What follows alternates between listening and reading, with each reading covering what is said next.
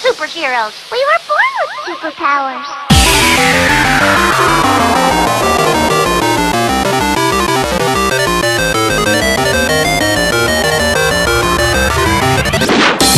Começando esse segundo bloco aqui no IndyCarCast, esse último IndyCarCast de todos os tempos. A gente tem aqui a presença dele. A gente tem aqui a presença dele. Ele voltou. Ele que está voando lá nas alturas com ele, Cássio Neves.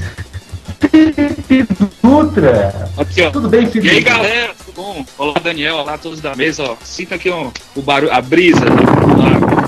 Caralho. Agora foi. Caralho. Agora foi. Mas e aí, pessoal, tudo Falando bem? Em... Tudo bom? Tudo bom? Tudo bem? Não, e por que você atrasou, Felipe? O que foi? O que aconteceu? Cara... Tá matando a barata. Dessa vez não teve... Na verdade, tá muito voando no celular, por isso que tá causando acidente. A Aerokit da Chevy, claro.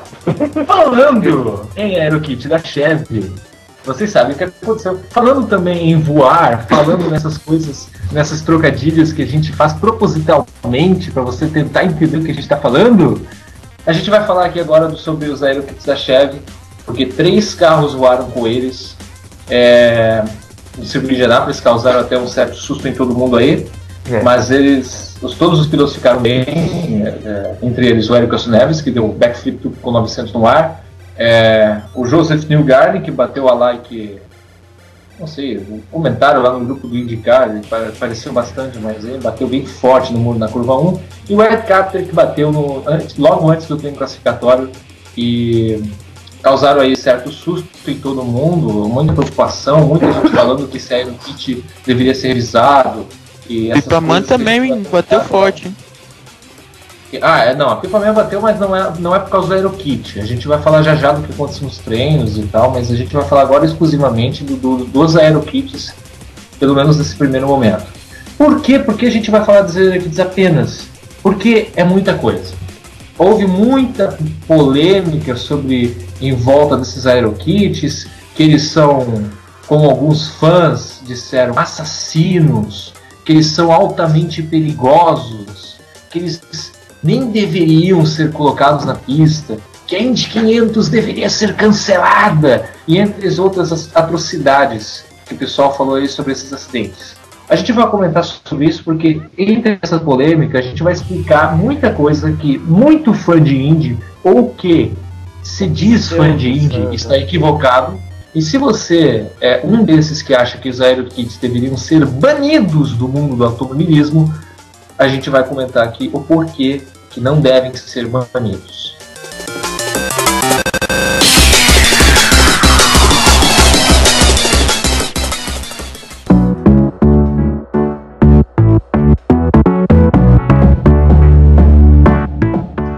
Alguém quer comentar primeiro aí? Vamos lá. Eu quero aproveitar que eu cheguei agora. Aproveita aí. Do alto dos ventos. Chegou chegando, voando. Dos ventos elíseos do litoral cearense. Bom, vamos lá. Exato. Bom, primeiro que, claro, assusta. Você vê 3 acidentes seguidos. Você fica...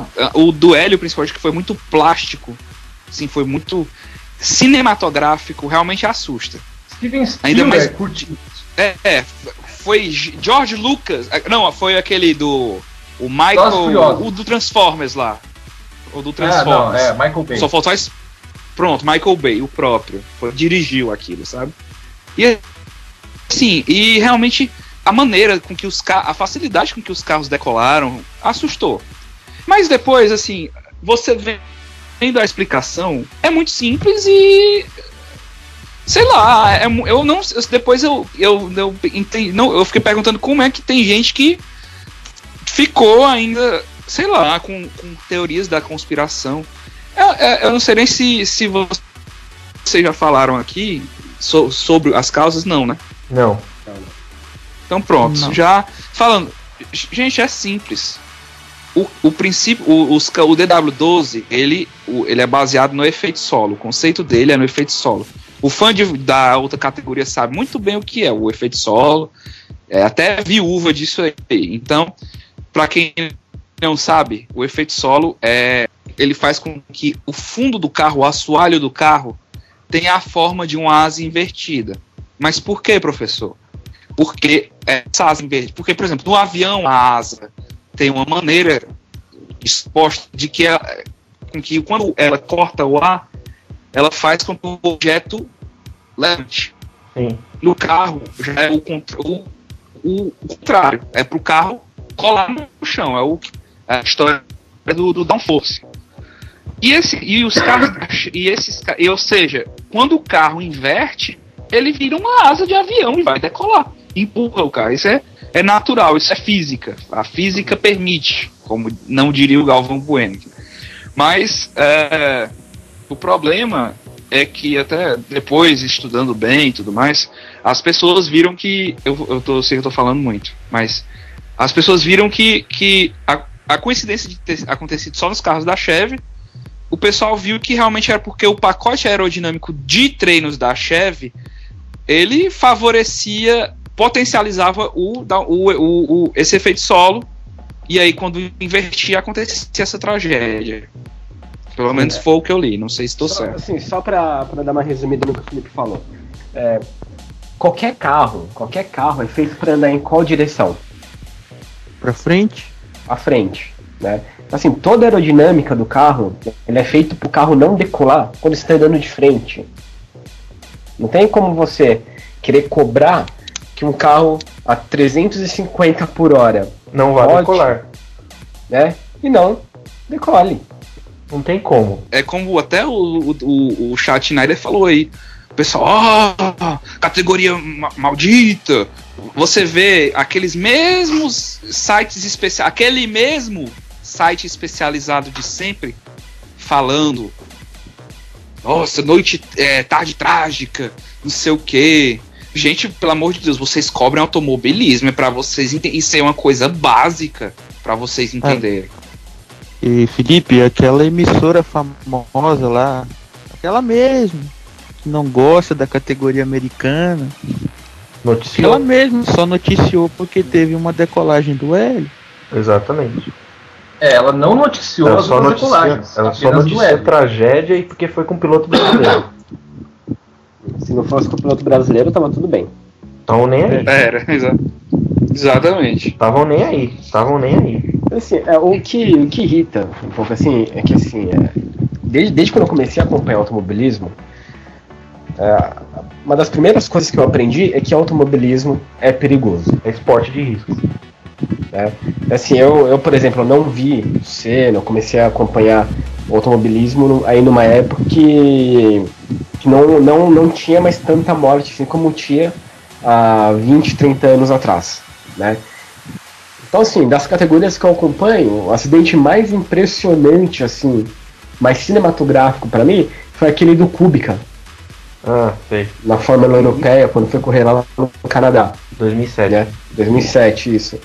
Então, assim, aquele exemplo ali, pra mim, é uma coisa que ficou muito claro, que por mais tecnologia que uma categoria tenha, sempre vai haver uma vulnerabilidade. Sempre vai haver uma vulnerabilidade, né? Sim. Graças a Deus, naquele acidente, o cara apenas torceu o tornozelo. E você vê como que ficou o carro, né? Porque assim, justamente, os carros hoje, tanto de qualquer categoria, assim, ó, eles óbvio, eles não são feitos para evitar acidente. São feitos para resistir. Tem acidentes que são impossíveis, exatamente.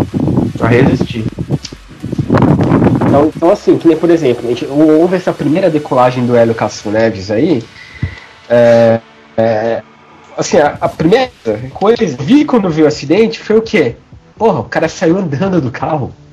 Então. O cara saiu andando do carro, aí vem uma meia dúzia... O cabelo dele mexeu, cara. Exatamente.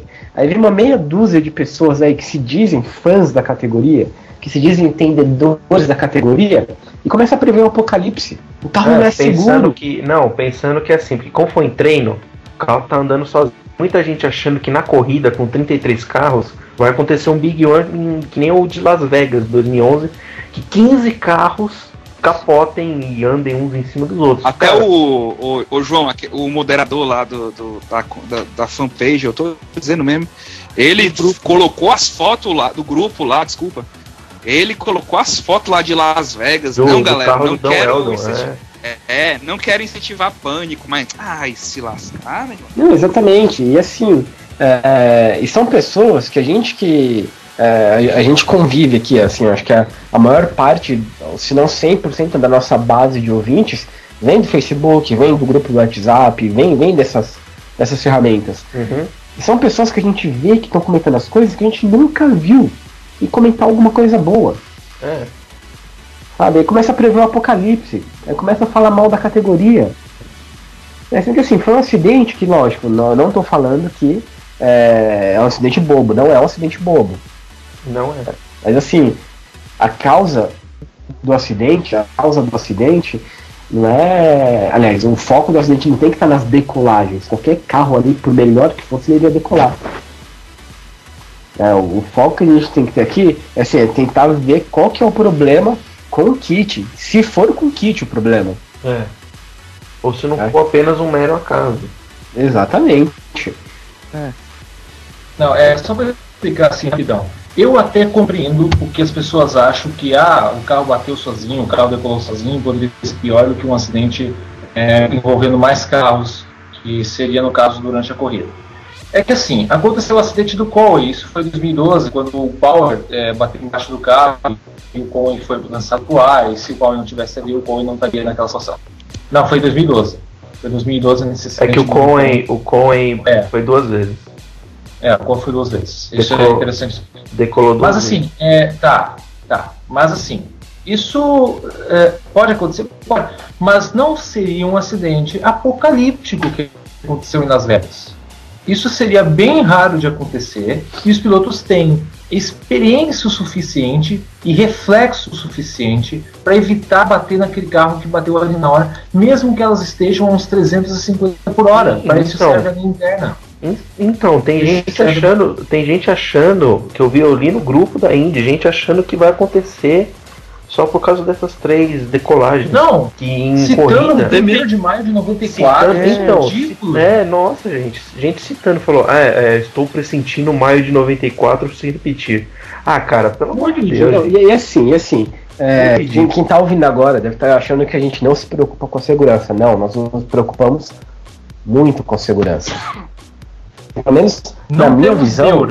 Exatamente, na minha visão, o carro da Indy é um dos mais seguros do mundo do automobilismo. Ferrari fez um projeto de carro inovador para Fórmula 1, um carro baseado no chassi da Indy. Exato. Então assim, só que assim, o que a gente vê é que as pessoas que estão, entre aspas, preocupadas com o acidente, eles não estão preocupados com o acidente.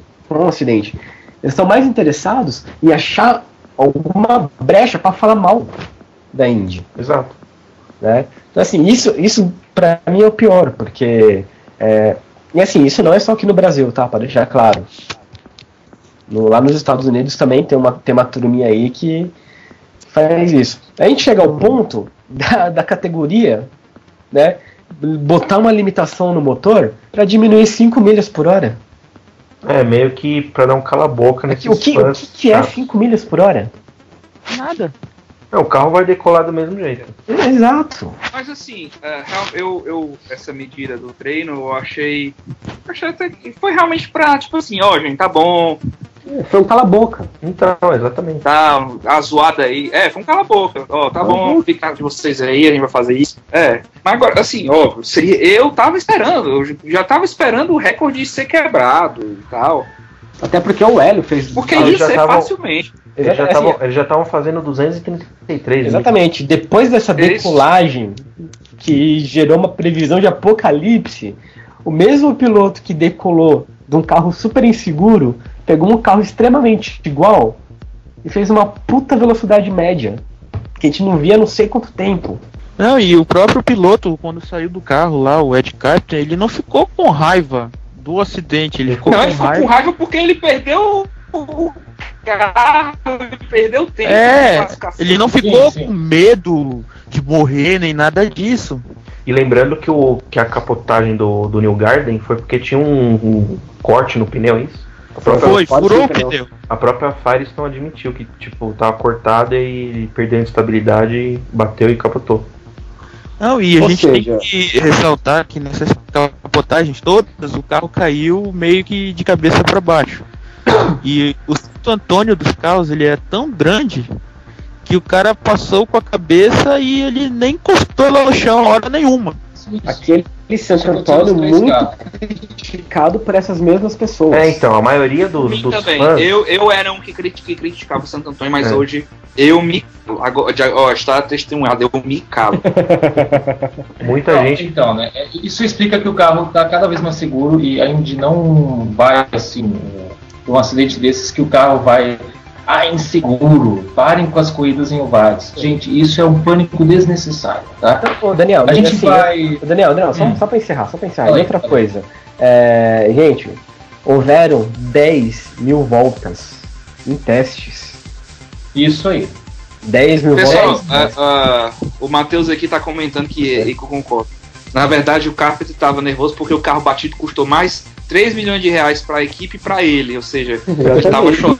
Sim, ele é dono de equipe. O prejuízo foi grande. Ele teve que correr com o carro reserva, tanto que ele vai largar numa posição não muito confortável, mano. E eu apostei nele hoje no não. balão, né? Porra. Pois é. Mas tá, Aí eu fiquei vamos puto. resumir então. Né? Não, mas olha só, então estamos resumindo, tá? Olha só, gente, não podemos fazer neura nessas coisas. 10 A horas. gente não pode dizer que qualquer episódio parecido vai ser no 1º de maio de 94, que vai muita gente morrer. Isso vocês estão vendo premonição demais. Então, gente, por favor, Indianápolis não é Las Vegas.